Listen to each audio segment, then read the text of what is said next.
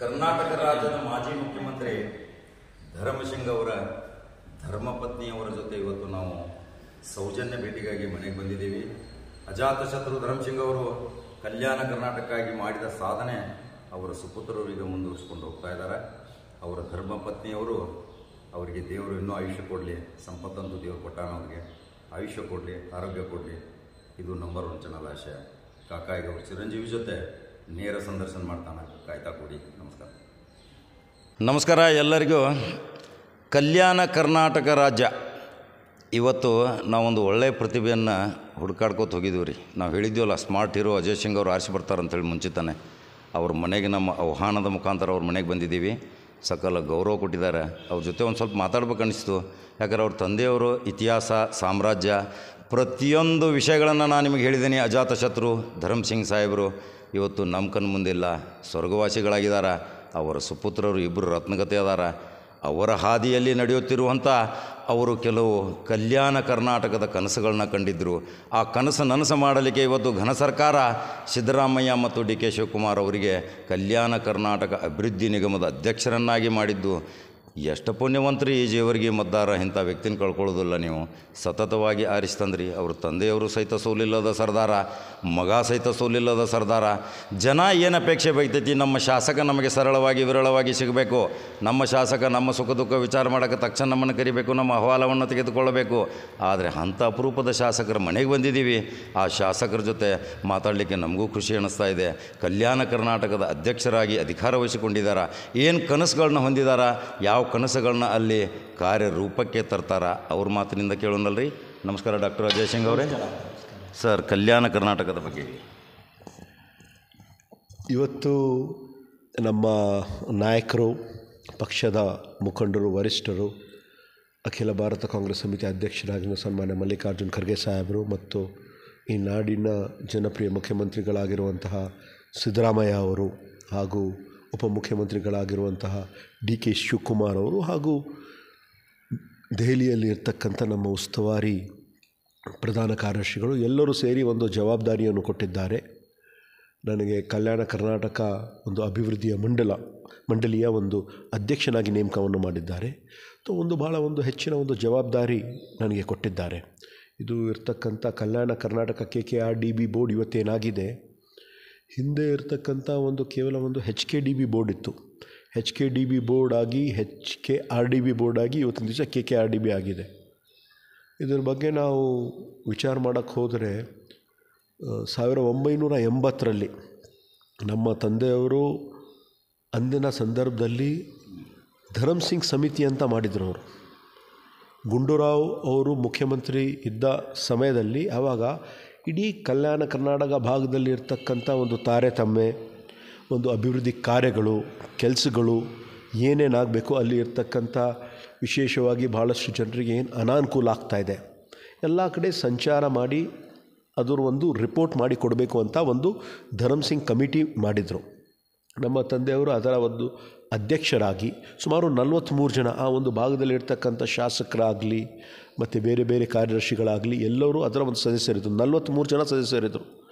ಅವರು ಎಲ್ಲ ಕಡೆ ಹೋಗಿ ಒಂದು ಸಂಚಾರವನ್ನು ಮಾಡಿ ಆ ಒಂದು ಭಾಗದಲ್ಲಿ ಏನೇನು ಸಮಸ್ಯೆ ಇದೆ, ಜನರಿಗೆ ಏನೇನು ಅನಾನುಕೂಲ ಆಗ್ತಾಯಿದೆ ಅಂತ ಅವರು ಹೇಳ್ತಕ್ಕಂಥ ಒಂದು ಸಂದರ್ಭದಲ್ಲಿ ಅವರು ವಿಶೇಷವಾಗಿ ಅವರೇನು ಹೇಳಿದ್ರು, ಈ ಒಂದು ಭಾಗದ ಒಂದು ಅಭಿವೃದ್ಧಿ ಆಗಬೇಕಂದ್ರೆ ಒಂದು ಬೋರ್ಡ್ ಫಾರ್ಮೇಷನ್ ಆಗಬೇಕು. ಬೋರ್ಡ್ ಫಾರ್ಮೇಷನ್ ಆದರೆ ಆ ಬೋರ್ಡು ಆ ಒಂದು ಭಾಗದಲ್ಲಿರ್ತಕ್ಕಂಥ ಒಂದು ಜವಾಬ್ದಾರಿಯನ್ನು ವಹಿಸ್ಕೊಂಡು ಜನರಿಗೆ ಅನುಕೂಲ ಆಗ್ತಕ್ಕಂಥ ಒಂದು ಅಭಿವೃದ್ಧಿ ಆಗ್ತಕ್ಕಂಥ ಕೆಲಸ ಮಾಡಬೇಕಂತ ಅವರು ಹೇಳಿದರು. ಅದರ ಅಧ್ಯಕ್ಷ ಸುಮಾರು 40 ವರ್ಷ ನಂತರ ಇವತ್ತು ಅವರು ನಾವು ಪ್ರತಿ ಹೆಜ್ಜೆಯಲ್ಲಿ ನಾವು ನೆನೆಸ್ತೀವಿ. ಅವರು ನಮ್ಮ ಮಧ್ಯೆ ಇಲ್ಲ ಅಂದರೆ ಭಾಳ ಇದು ಇವಾಗ ಇಂತಹ ಒಂದು KKRDBಯ ಚೇರ್ಮನ್ ಆಗಿದೆ ಅಂದರೆ ನನ್ನ ಅದೃಷ್ಟ. ಯಾವಾಗಲೂ ಕೂಡ ಹೇಳ್ತಾರಲ್ಲ, मन का हो तो अच्छा हो, मन का ना हो तो और भी अच्छा हो ಅಂತ ಅವರು ಒಂದು ಮಾತು ಹೇಳ್ತಾಯಿದ್ರು. ಹಾಗಾದರೆ ನಾವೇನು ಅನ್ಸ್ಕೊಂಡಿರ್ತೀವಿ, ನನಗೂ ಒಂದು ಆಸೆ, ನಾನು ಮಂತ್ರಿ ಆಗಬೇಕು ಅಂತ ಇತ್ತು ಅಂತ ನನಗೂ ಒಂದು ಆಸೆ ಮನುಷ್ಯನಿಗೆ ಯಾವಾಗಲೂ ಕೂಡ ಇರ್ತದೆ. ನಾನು ಕೂಡ ಒಬ್ಬ ಮಂತ್ರಿ ಆಗಬೇಕು ಅಂತ ಒಂದು ಆಸೆ ಏನಿತ್ತು. ಇವಾಗ ನಾನು ಹೇಳಿದಪ್ಲೆ ಆಗಿಲ್ಲ ಅಂದರೆ, ನೀವು ವಿಚಾರ ಮಾಡ್ತಕ್ಕಂಥ ಕೆಲಸ ಆಗಿಲ್ಲ ಅಂದರೆ ಬೇರೆ ಯಾರೋ ಮೇಲೆ ನಿಮ್ಮ ಬಗ್ಗೆ ವಿಚಾರ ಮಾಡ್ತಾ ಇರ್ತಾರೆ. ಮೇಲೆ ಒಂದು ಡಿವೈನ್ ಫೋರ್ಸ್ ಇರ್ತದೆ. ದೇವರು ನಿಮ್ಮ ಬಗ್ಗೆ ವಿಚಾರ ಮಾಡ್ತಾ ಇದ್ದಾರೆ, ನಿಮ್ಮ ಬಗ್ಗೆ ಪ್ರತಿಯೊಬ್ಬರ ಬಗ್ಗೆ ಒಂದು ಪ್ರೀತಿ ಇರ್ತದೆ. ಅವರು ಕೊಟ್ಟಿರುವಂತಹ ಒಂದು ಆಶೀರ್ವಾದ ಅಂತ ನಾನು ಅಂದ್ಕೊಂಡಿದ್ದೀನಿ. ಆ ಒಂದು ರೀತಿಯಿಂದ ನಮ್ಮ ಕಲ್ಯಾಣ ಕರ್ನಾಟಕ ಭಾಗದ ಜನರಿಗೆ ಒಂದು ಸೇವೆ ಮಾಡ್ತಕ್ಕಂಥ ನನಗೆ ಒಂದು ಅವಕಾಶ ಸಿಕ್ಕಿದೆ ಅಂದರೆ ಇದು ನನ್ನ ಅದೃಷ್ಟ ಅಂತ ನಾನು ಅಂದ್ಕೊಂಡಿದ್ದೀನಿ. ಸರ್, ಭಾಳ ತುಂಬ ಅದೃಷ್ಟವಂತರು ನೀವು. ಜೇವರ್ಗಿ ಜನ ನಿಮ್ಮ ಕೈ ಬಿಡಲಿಲ್ಲ. ಎಷ್ಟೊಂದು ನಯಮನದಿಂದ ನೀವು ಮಾತಾಡ್ತೀರಿ, ಎಲ್ಲರ ಜೊತೆ ಬೆರೆತಿರ್ತೀರಿ. ಇದೇನು ನಿಮ್ಮ ಗುಣ ಸರ್? ಯಾಕಂದರೆ ಅಜಾತ ಶತ್ರು ನಿಮ್ಮ ಜೊತೆ ಅಲ್ಲಿ ಮಾತಾಡ್ಲಿಕ್ಕಂದ್ರೆ ಖುಷಿನೋ ಖುಷಿ ಜನರಿಗೆ. ಈಗ ಭಾಳ ಭರವಸೆ ಇಟ್ಕೊಂಡಿದ್ದಾರೆ ಜೇವರ್ಗಿ ಜನ. ಎಂಥ ಕಠಿಣ ಕಾಲದಲ್ಲಿಯೂ ನಿಮ್ಮನ್ನು ಬಿಡಲಿಲ್ಲ. ಆ ಪುಣ್ಯವಂತ ಜನ ಅವರು. ಇಂಥ ಒಬ್ಬ ಶಾಸಕನ ಪಡ್ಕೋಬೇಕು, ಆ ಶಾಸಕತನ ಮತ್ತೊಬ್ಬರಿಗೆ ಹೋಗಬಾರ್ದು, ಈ ಕಲ್ಯಾಣ ಕರ್ನಾಟಕ ಅಭಿವೃದ್ಧಿ ಆಗಬೇಕು ಅನ್ನೋದು ಅವ್ರದ್ದು ಆಶೆ ಇತ್ತು. ನಿಮ್ಮ ತಂದೆಯವ್ರದ್ದು ಒಂದು ಕನಸಿತ್ತು. ಆ ಕನಸು ಪೂರ್ಣಗೊಳ್ಳಲಿಕ್ಕೆ ಇಂಥ ಒಂದು ದೊಡ್ಡ ಹುದ್ದೆ ಕೊಟ್ಟಿದ್ದಾರೆ. ಯಾವ ರೀತಿ ಈಗ ಕಲ್ಯಾಣ ಕರ್ನಾಟಕ ಅಭಿವೃದ್ಧಿ ನಿಗಮದಿಂದ ಯಾವ್ಯಾವ ಯೋಜನೆಗಳನ್ನ ಹಾಕೋತೀರಿ ಸರ್ ಈಗ ಅಲ್ಲಿ? ಈಗ ನಾನು ಜೇವರ್ಗಿ ಜನತೆ ಬಗ್ಗೆ ನಾನು ಎಷ್ಟು ಮಾತಾಡಿದ್ರೂ ಕಡಿಮೆ. ಅವ್ರಿಗೆ ನಮ್ಮ ಕುಟುಂಬದವರು, ನಮ್ಮ ತಂದೆಯವ್ರಿಗೆ 8 ಬಾರಿ ಆರಿಸಿ ಕಳಿಸಿದ್ದಾರೆ. ಕರ್ನಾಟಕ ರಾಜ್ಯದ ಮುಖ್ಯಮಂತ್ರಿ ಮಾಡಿದ್ದಾರೆ. ನನಗೆ 3 ಬಾರಿ ಸತತವಾಗಿ ಆರಿಸಿ ಕಳಿಸಿದ್ದಾರೆ.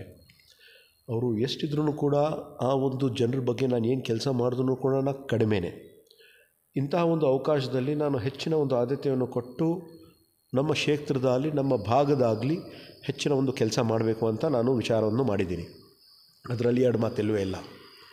ಅದರ ಜೊತೆಯಾಗಿ ಇಡೀ ಕಲ್ಯಾಣ ಕರ್ನಾಟಕ ಭಾಗದಲ್ಲಿ ಏನೇನು ಸಮಸ್ಯೆಗಳಿವೆ, ನಾನು ಅಧ್ಯಕ್ಷನಾಗಿ ಮೊದಲಿಗೆ ನಾನು ನಮ್ಮ ಭಾಗದಲ್ಲಿರ್ತಕ್ಕಂಥ ಶಾಲೆ ಕೋಣೆಗಳಿಗೆ, ಯಾಕಂದರೆ education is the best tool to overcome poverty ಅಂತ ಹೇಳಿದ್ದಾರೆ ಡಾಕ್ಟರ್ APJ ಅಬ್ದುಲ್ ಕಲಾಂ.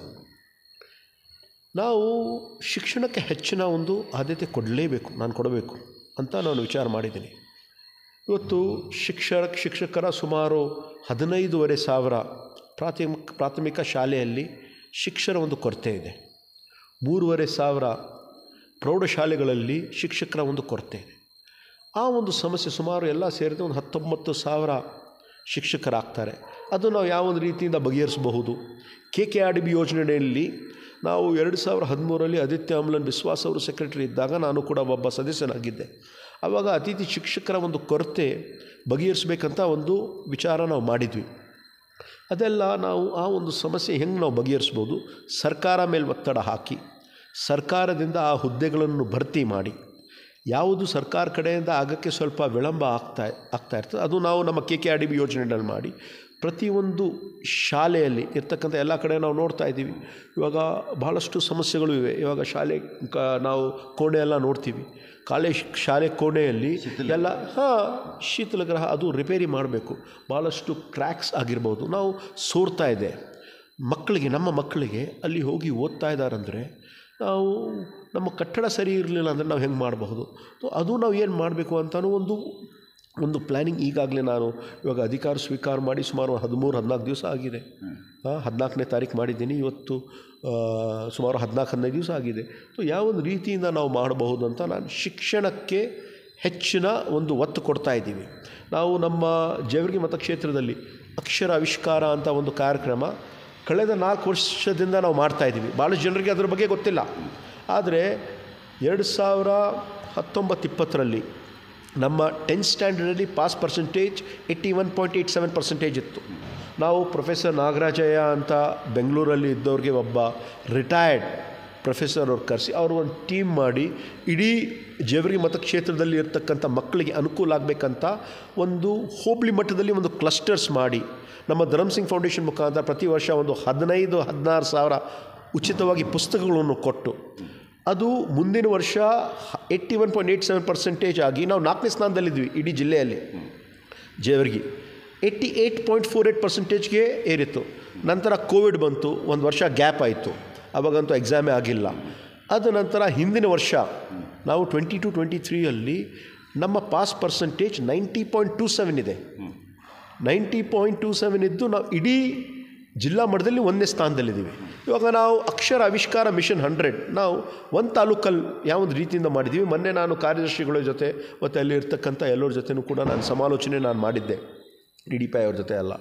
ನಾವು ಒಂದು ತಾಲೂಕಲ್ಲಿ ಇದು ಮಾಡೋಕ್ಕೆ ಪಾಸಿಬಲ್ ಇದೆ ಅಂದರೆ ನಾವು ಇಡೀ 41 ಕ್ಷೇತ್ರದಲ್ಲಿ ಕಲ್ಯಾಣ ಕರ್ನಾಟಕ ಭಾಗದಲ್ಲಿ ಮಾಡೋದು ಅತಿ ಅವಶ್ಯಕತೆ ಇರ್ತದೆ. ನಾವು ಇದು ಮಾಡಲೇಬೇಕು. ಯಾಕಂದರೆ ತಾವು 10th ಸ್ಟ್ಯಾಂಡರ್ಡ್ ರಿಸಲ್ಟ್ಸ್ ತೆಗೆದು ನೋಡಿದ್ರೆ ನಾವು ಯಾವಾಗಲೂ ಕೂಡ ನಮ್ಮ ಕಲ್ಯಾಣ ಕರ್ನಾಟಕದ ಜಿಲ್ಲೆಗಳು we are in the bottom of the pyramid.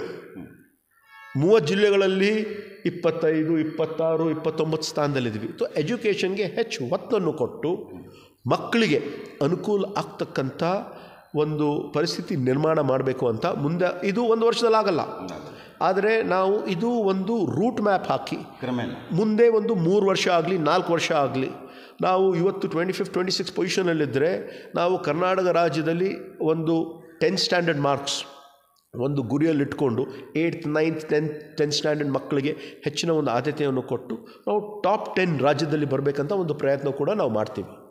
ಅದಲ್ಲದೆ ಆರೋಗ್ಯದಲ್ಲಿ ಯಾವಾಗಲೂ ಕೂಡ ನಾವು ಮಾಡ್ತಾ ಬಂದಿದ್ದೀವಿ. ಆರೋಗ್ಯದಲ್ಲಿರ್ತಕ್ಕಂಥ ಸಮಸ್ಯೆಗಳ ಬಗ್ಗೆ ಅದು ನಾನು ಬೇರೆ ನಾವು ತಜ್ಞರ ಜೊತೆನೂ ಕೂಡ ವಿಚಾರ ಮಾಡಿ ಅಲ್ಲಿ ಯಾವೊಂದು ರೀತಿಯಿಂದ ಹಳ್ಳಿಯಲ್ಲಿ ಇರ್ತಕ್ಕಂಥ ಜನರಿಗೆ ಅನುಕೂಲ ಆಗಬೇಕು ಅಂತಲೂ ಕೂಡ ನಾವು ಪ್ರಯತ್ನ ಮಾಡ್ತಾಯಿದ್ದೀವಿ. ಅದಲ್ಲದೆ ಮತ್ತು 3ನೇದು ವಿಶೇಷವಾಗಿ ನಾವೇನು ಮಾಡ್ತಾಯಿದ್ದೀವಿ ಅಂದರೆ ಮಹಿಳೆಯರಿಗೆ ಶೌಚಾಲಯ ಸಮಸ್ಯೆ ಈಗಂತಲ್ಲ, ಭಾಳ ದಿನಗಳಿಂದ ಇದೆ. ನಾವು ಯಾವ ರೀತಿಯಿಂದ ಅದು ಬಗೆಹರಿಸಬಹುದು ಅಂತ ಹಳ್ಳಿಗೆ ನಾವು ಹೋಗಿ ನಮ್ಮ ಬೋರ್ಡ್ ಮೀಟಿಂಗ್ ಎಲ್ಲ ಮುಗಿಸಿ ಹಳ್ಳಿಯಲ್ಲಿ ಹೋಗಿ ಅಲ್ಲಿ ಮಹಿಳೆಯರ ಜೊತೆ ಕೂತ್ಕೊಂಡು ಸಮಾಲೋಚನೆಯನ್ನು ಮಾಡಿ ಈ ಸಮಸ್ಯೆ ನಾವು ಹೆಂಗೆ ಬಗೆಹರಿಸ್ಬೋದು. ಒಂದೇ ದಿವಸದಲ್ಲಿ ಆಗಲ್ಲ. ಬಯಲುಮುಕ್ತ ಶೌಚಾಲಯಗಳು ನಾವು ಮಾಡಬೇಕಂದ್ರೆ it is a big challenge, ನಮ್ಗೆ ಗೊತ್ತಿದೆ. ಆದರೆ ಒಂದು ಸಂಪೂರ್ಣವಾಗಿ ನಾವು ಒಂದು ಪ್ರಯತ್ನವನ್ನು ನಾವು ಮಾಡ್ತೀವಿ. ಇಂತಹ ಒಂದು ಹಲವಾರು ಕಾರ್ಯಕ್ರಮಗಳನ್ನು ರೂಪಿಸಬೇಕು, ಈ ಒಂದು ಭಾಗದ ಒಂದು ಅಭಿವೃದ್ಧಿ ಮಾಡಬೇಕು ಅಂತ ಒಂದು ವಿಚಾರಗಳಿವೆ. ನೋಡಿ, ಡಾಕ್ಟರ್ ಅಜಯ್ ಸಿಂಗ್ ಅವರು ಆರೋಗ್ಯ ಮತ್ತು ಶಿಕ್ಷಣಕ್ಕೆ ಮಹತ್ವ ಕೊಡೋರು. ಕಲ್ಯಾಣ ಕರ್ನಾಟಕದ ಎಷ್ಟು ವ್ಯಾಪ್ತಿಯಲ್ಲಿ ಜಿಲ್ಲೆಗಳು ಬರ್ತಾವೆ, ನಿಜವಾಗಿ ನೀವು ಪುಣ್ಯವಂತರನ್ನೇ. ಅದಕ್ಕೊಂದು ಅಭಿವೃದ್ಧಿ ಮಂಡಳ ಒಂದು ಸಪ್ರೇಟ್ ಮಾಡಿ ಕನಿಷ್ಠ ಎಷ್ಟು 5,000 ಕೋಟಿ ಕೊಟ್ಟಿದ್ದಾರಲ್ಲ, ಇವಾಗ 5,000 ಕೋಟಿ ರೂಪಾಯಿ ಕೊಟ್ಟಿದ್ದಾರೆ. ನೀವು ಹೆಂಗಿನ್ನು ಉಪಯೋಗ ತೊಗೋಬೇಕು, ಯಾಕಂದರೆ ಇನ್ನೂ ಯುವಕರದಾರ, ಗಟ್ಟಿ ಅದಾರ, ಹೆಂಗೆ ದುಡ್ಸ್ಕೋತಿರಿಪ್ಪ. ಕಲ್ಯಾಣ ಕರ್ನಾಟಕ ರಾಜ್ಯದವ್ರು ನಿಗಮ ಮಂಡಳಿ ಅಧ್ಯಕ್ಷರು ಅಜಯ್ ಸಿಂಗ್ ಅದಾರ. ದೇವರವ್ರಿಗೆ ಸಂಪತ್ತು ಕೊಟ್ಟಾನ, ಆರೋಗ್ಯ ಕೊಡಲಿ ಅಂತ ಹಾರೈಸ್ರಿ. ಯಾಕಂದ್ರೆ ಅವರು ಡಾಕ್ಟರು ಅದಾರ. ಈಗ ಡಾಕ್ಟ್ರ್ ಅಂದಮೇಲೆ ಆರೋಗ್ಯಕ್ಕೂ ಮಹತ್ವ ಕೊಡಾಕತ್ತಾರ, ಶಿಕ್ಷಣಕ್ಕೂ ಮಹತ್ವ ಕೊಡತ್ತಾರ. ಪರಿಣಾಮಕಾರಿ ಕೆಲಸ ಮಾಡಿ ನಾ ಸಾಧನೆ ಮಾಡಿ ತೋರಿಸ್ತೀನಿ ಅಂತಾರೆ ಡಾಕ್ಟರ್ ಅಜಯ್ ಸಿಂಗ್. ಇವತ್ತು ನಾವು ಅಜಯ್ ಸಿಂಗ್ ಅವ್ರ ಜೊತೆ ಮಾತನಾಡಿದ್ದು ಈ ಕಿರು ಸಂದರ್ಶನ ನಿಮಗೆಲ್ಲ ಅರ್ಪಣೆ ಮಾಡ್ತಾಯಿದ್ದೀನಿ. ನೀವು ಪುಣ್ಯವಂತರು, ನಿಜವಾಗಿ ಜೇವರಿಗೆ ಮತದಾರರು ಇವತ್ತು ಉನ್ನತ ಸ್ಥಾನಕ್ಕೆ ಬಂದಿದ್ದಾರೆ. ಇನ್ನೂ ಉನ್ನತ ಸ್ಥಾನಕ್ಕೆ ಹೋಗಲಿ ಅನ್ನೋದು ನೀವು ಆಶೀರ್ವಾದ ಮಾಡಿರಿ. ಸುದ್ದಿ ಹೇಳಕ್ಕೆ ನಾ ಗಟ್ಟಿದ್ದೀನಿ. ಧನ್ಯವಾದ ಹೇಳಕ್ಕೆ ಅಜಯ್ ಸಿಂಗ್ ಇದ್ದಾರೆ. ಧನ್ಯವಾದಗಳು ತಮ್ಮೆಲ್ಲರೂ ಕೂಡ ಧನ್ಯವಾದಗಳು. Thank you.